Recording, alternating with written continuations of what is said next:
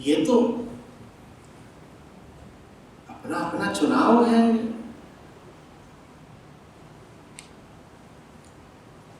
ये चाय है, कोई बिल्कुल ही नहीं शक्कर मिलाता, कोई आधा चम्मच, कोई 1 चम्मच, कोई 1.5, कोई इससे भी आगे जाता है। ये तो अपनी नियत की बात है।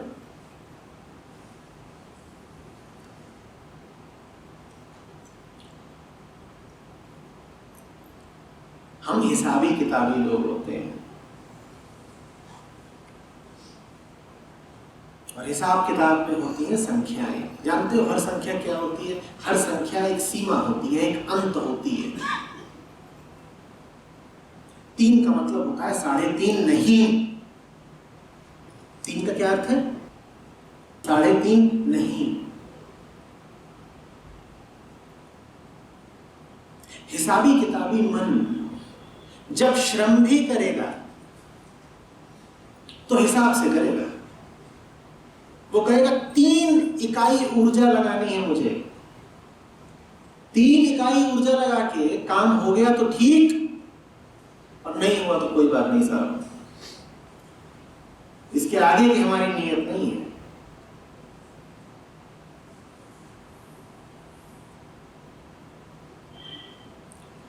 भैया 50 रुपए में चलते हो तो ठीक है, नहीं तो हम दूसरा देखेंगे। ये सुना है? सुना? हम परम सत्ता के साथ भी यही रवैया रखते हैं। इतनी तुझे श्रद्धा दे देंगे। कितनी? 1.5 चम्मच। 1.5 चम्मच श्रद्धा में काम होता हो तो भाई ठीक है।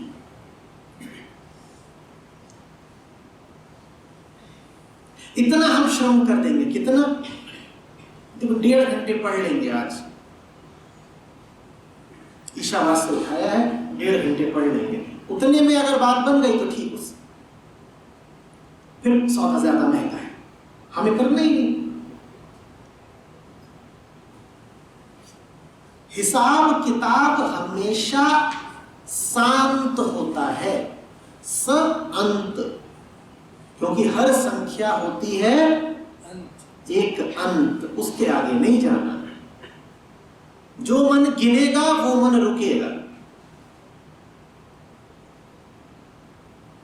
गिनो मत।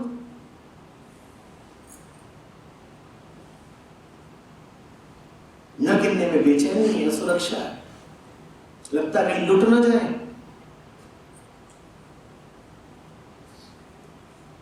तुम नहीं लुटते हो, जो चाहते हो वही होता है। तुम नहीं चाहते थे लुटना, तुम नहीं लुटे। जो कूड़ा कचरा लिए आए थे वो कूड़ा कचरा लिए चले गए, नहीं लुटे।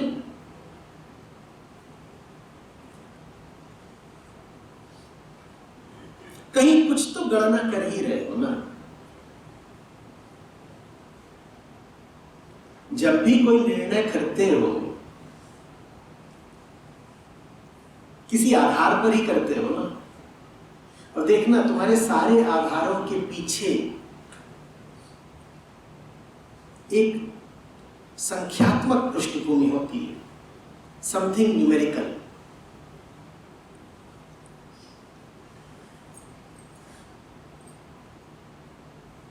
तुम लड़ाई झगड़ा भी करते हो तो देखना कि तुम्हारे असंतोष के पीछे संख्याएं होती हैं। 3 साल से तुम्हारे साथ हूं, बताओ तुमने मुझे क्या दिया? यहां क्या गिना गया? संख्या गिन ली।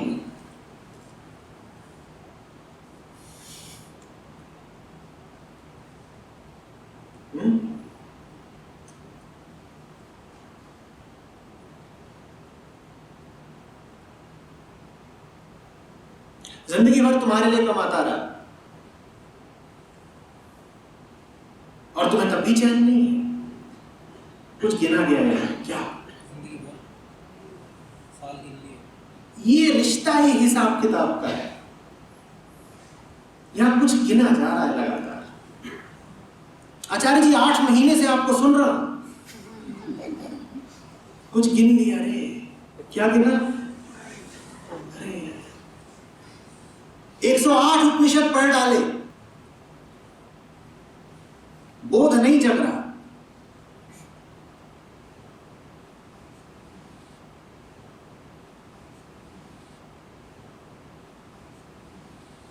आचार्य जी आपको सुनने बहुत दूर से आया हूं, इन सब में क्या देख रहे हो? संख्याएं। मैं बहुत दुख में हूं, मेरे कष्ट अनंत हैं। कुछ दिख रहा है यहां पर? क्या? हिसाब। हम बड़े हिसाबी लोग हैं।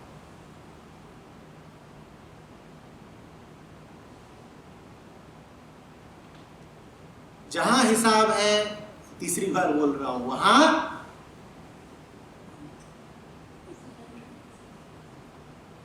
सीमा है। और सीमा पर पहुंचकर तुम रुक जाओगे, आगे बढ़ोगे ही नहीं।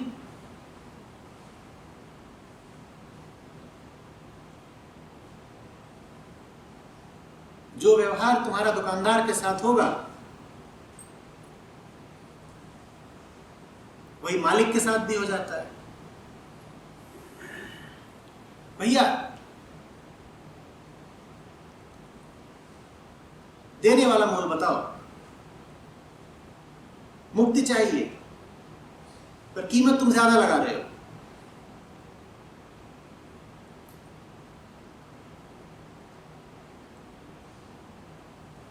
हम अपना आखिरी प्रस्ताव सुनाई देते हैं,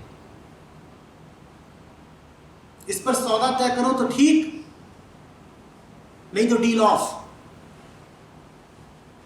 और क्या है हमारा आखिरी प्रस्ताव? देखो 2 साल साधना करेंगे, 35 किताब पढ़ लेंगे, रोज 2 घंटे ध्यान कर लिया करेंगे,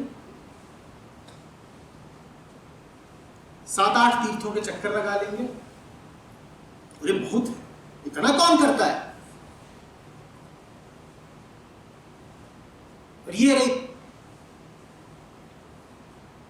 हमारे प्रस्तावों की सूची। अब इस पर आप मान ही जाओ, मुक्ति इतने पर दे ही देना, और नहीं दे रहे तो फिर छोड़ो भाई, सौदा महंगा है।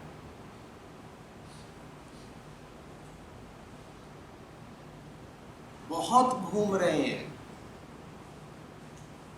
बड़ी कटुता लिए मन में, उनका मन कड़वाहट से भर गया है। वो कहते हैं हमने इतना कुछ किया, देने वाले ने कुछ नहीं दिया। तुमने और पता नहीं क्या किया, पर एक काम तो तुमने जरूर किया, हिसाब किताब। और जो हिसाब किताब कर रहा है, मेरी बात मानो, वो और कुछ नहीं कर रहा, वो सिर्फ हिसाब कर रहा है। वो कुछ भी करे उसको याद रह जाता है हिसाब लिख लेना। और जो तुम कर रहे हो उसका हिसाब अगर लिख रहे हो तो प्रेम कहां है?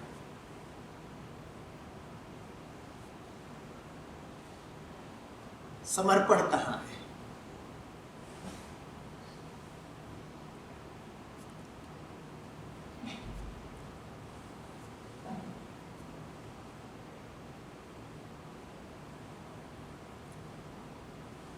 अजितेश ने कहा एक बिंदु आता है जिस पर आकर मैं दम तोड़ देता हूं, ठीक? उस बिंदु से आगे मैं श्रम नहीं कर पाता। या तो शरीर रुक जाता है या मनोबल टूट जाता है, कुछ ऐसा ही हो जाता है। कभी तुमने अपने आप से पूछा ही नहीं कि तुम उस बिंदु का निर्धारण कैसे करते हो? तुम्हें कैसे पता चलता है कि वो बिंदु आ गया जहां तुम्हें अब रुक जाना है? तुम्हें कैसे पता चलता है? भीतर एक समीकरण है, भीतर एक इक्वेशन है, उसमें इनपुट आउटपुट का गेम चल रहा है।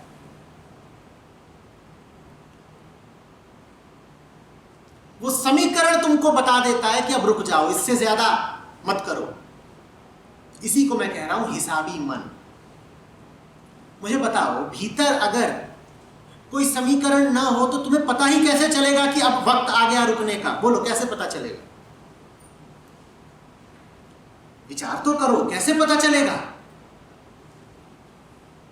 तुम कैसे जानोगे कि अब और नहीं? क्योंकि तुम मर तो गए नहीं, ऊर्जा तो अभी शेष है, प्राण है, समय है। तुमने कैसे तय कर लिया कि अब और नहीं?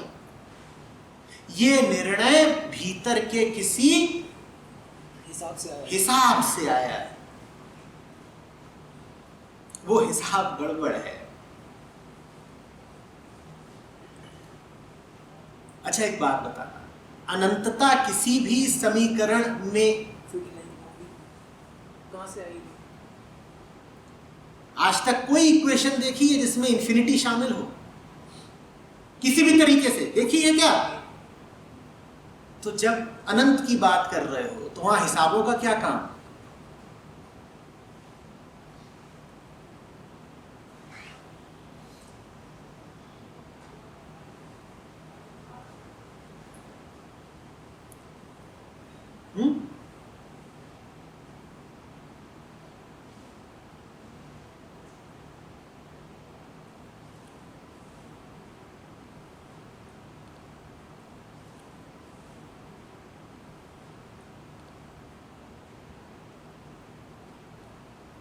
ऐसे थोड़ी।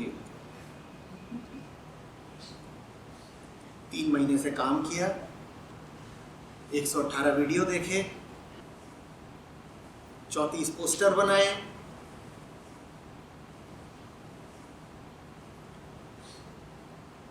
फिर भी बत्ती नहीं जली।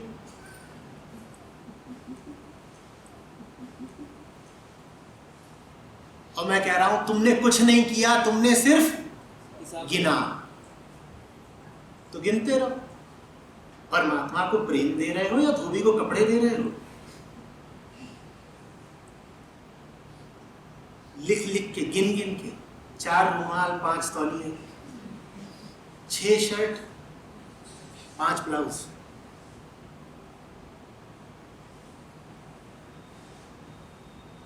और फिर ऊपर से अनुकंपा आए तो उसको भी तौलना कि जितना हमने निवेश किया उसके अनुपात में फल टपका कि नहीं टपका।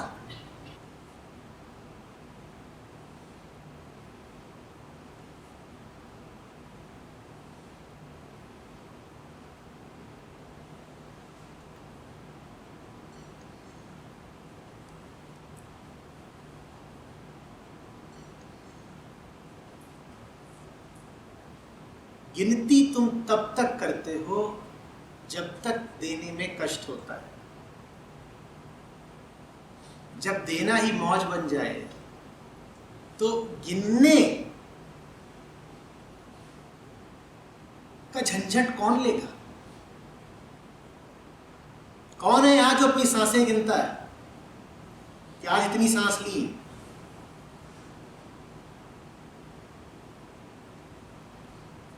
क्योंकि सांस लेने में कोई दर्द नहीं शामिल ना।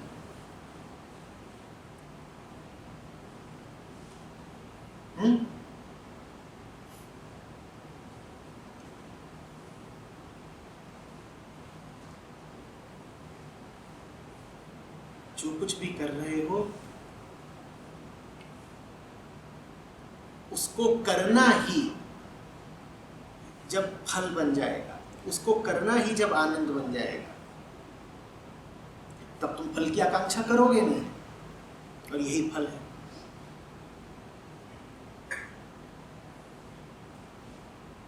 जो कर रहे हो उसको करने में ही जब मग्नता हो तब कोई फल की इच्छा करेगा। और जो फल की इच्छा से मुक्त हो गया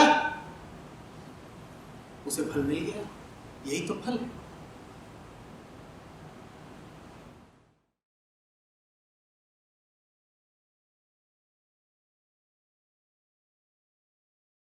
जो अतीत में हुआ है वो यूं ही नहीं हुआ है।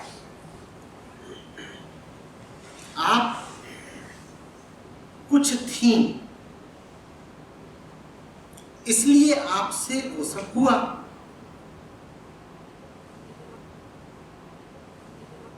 अगर आप अभी भी वही हैं जैसी आप 15 साल पहले थी, तो ये तो छोड़िए कि पुरानी चीज छूटेगी, ज्यादा खबरदार इस बात से रहिए कि वो पुरानी चीज अपने आप को दोहराएगी।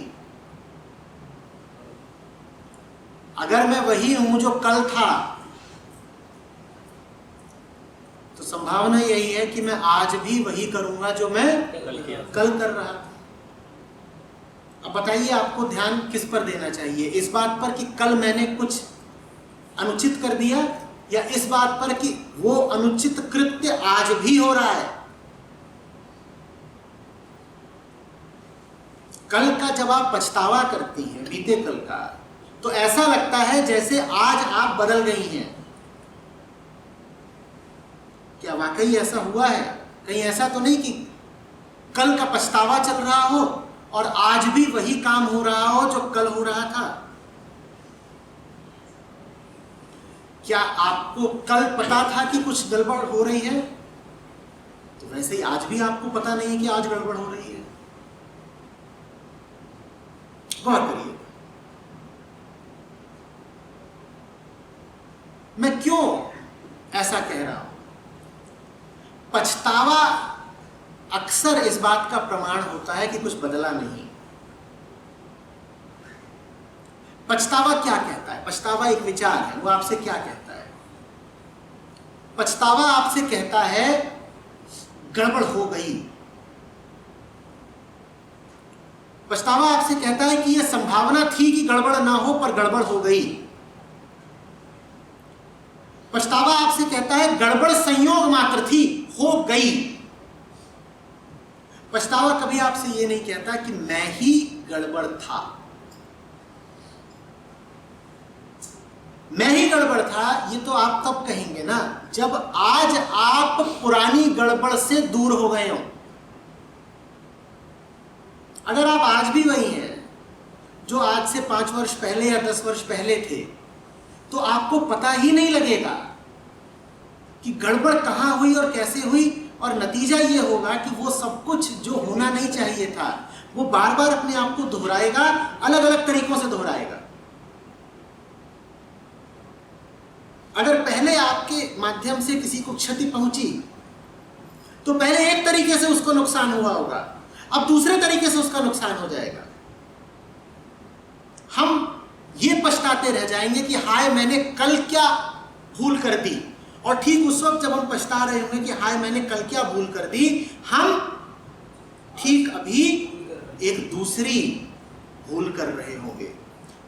कल की भूल पर धूल डालिए, गौर करिए कि कहीं आज तो कोई भूल नहीं हो रही।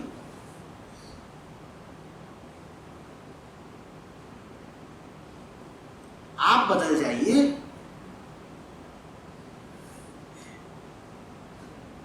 भूल बची रह जाएगी क्या? जब आप ही वो नहीं रही जो आप थी, तो आपकी भूल कैसे कायम रह जाएगी? आप बदलिए ना। असली पछतावा यही है। इसको पछतावा नहीं कहते थे, इसको फिर आत्म परिवर्तन कहते हैं, इसको प्रायश्चित कहते हैं।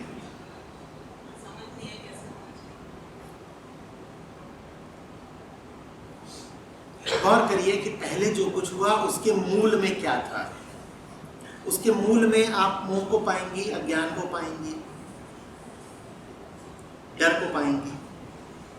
और अगर आपको दिखाई दे कि आज भी मोह, अज्ञान और डर आप पर हावी है, तो तुरंत समझ जाइए कि पुरानी गलती आप आज भी दोहरा रही हैं। पहले जो कुछ हुआ उसका बुनियादी कारण क्या था? भ्रम और मोह और भय। और आप पाए कि आज भी आपकी जिंदगी में भ्रम भी है और मोह भी है और भय भी है। तो आज भी फिर आप वही गलतियां करेंगी जो आपने पहले करी। हाँ, आज की गलतियां जरा अलग तरीके से होंगी, पर होंगी उतनी ही घातक।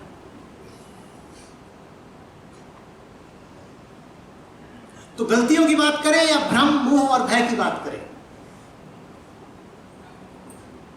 पकड़िए जिंदगी में वो कहां कहां मौजूद है, और जहां भी मौजूद हो कहिए भाई हमारा तुमसे कोई लेना देना नहीं।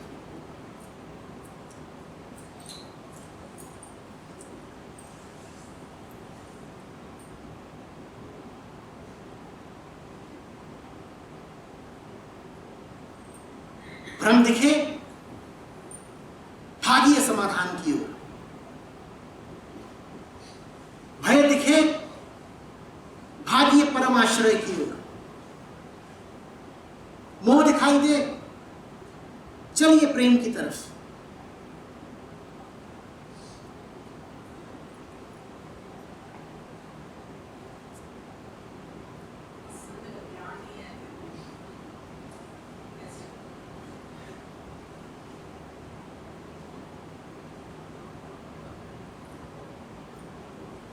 पहले तो मैं सहमत नहीं हूं, कभी भी सहमत नहीं होता जब कोई कहता है कि उसको पता नहीं कि उसके जीवन में भ्रम, मोह इत्यादि कहाँ मौजूद है। हमें पता होता है, लेकिन फिर भी अगर आप यही कहती हैं कि आपको नहीं पता, तो किसी ऐसे से पूछ लीजिए जो बता सके।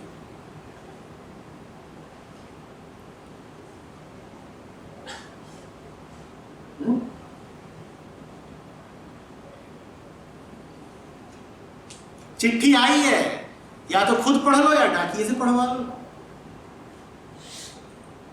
पढ़नी तो पड़ेगी ना।